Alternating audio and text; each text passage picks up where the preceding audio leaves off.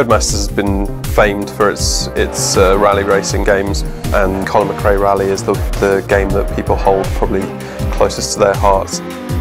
There was a definite desire for us to return to our more rally-based roots that we'd obviously started with in the Colin McRae franchise. That's the game we want to make, that's the game the fans are asking for, and you know, as an art team, we're loving making that kind of game again as well. Early access was really interesting because obviously we were releasing new content every month, and that's something that's quite different from how we normally work.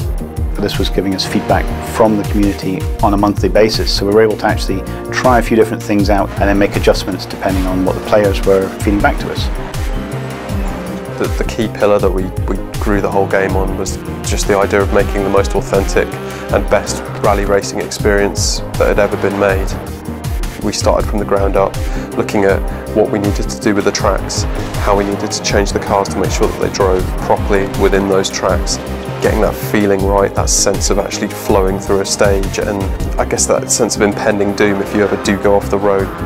All of that stuff really fed into what it was to be a rally driver and the mindset that you approach those stages with.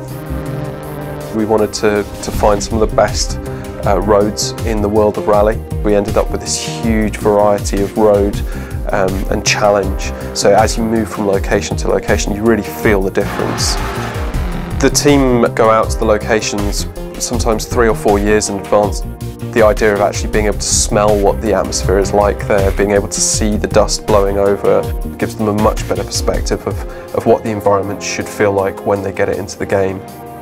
I think you can tell that when you're playing the game that these aren't made up, these aren't lines which are just drawn for fun or gameplay purposes. We've gone the extra step to make those roads authentic to as they are in real life.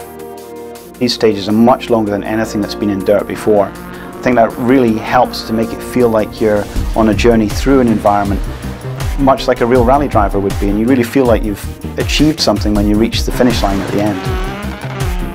We'd always made amazing recordings of our engine sounds and gravel kick-up effects, but we'd never really utilised them to their full potential with the old physics engine. Just bringing up the level of detail in the physics instantly brought up the level of detail in the audio, and it meant that when we went out and recorded new cars, we knew that we were going to get even better fidelity out of the experience.